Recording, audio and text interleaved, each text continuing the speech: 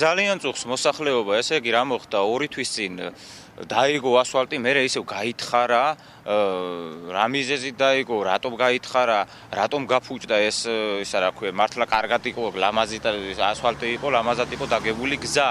წყალში გადაიყარა პრაქტიკულად. ამას მივუმატოთ ის, რომ ასე უბნებში უკვე ვეღარ შეხვალ, იმხელა ტალახია, იმხელა გაუვალი პირობებია პრინციპში.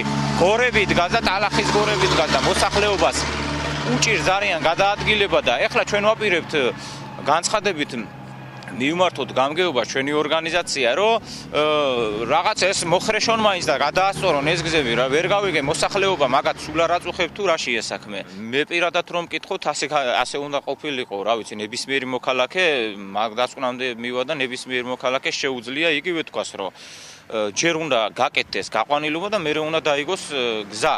ასე არ არის? ხო და რა ვიცი, უკუღმა ხდებოდა როგორც აქამდე 9 წლის განმავლობაში ყველაფერი უკუღმა იდგა, ისე არის ეს უკუღმა გაკეთებული რა.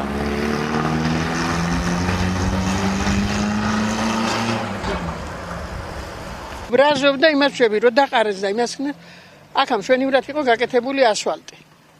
და გააუბედურეს ყველაფერი ტალახი და უბედურება.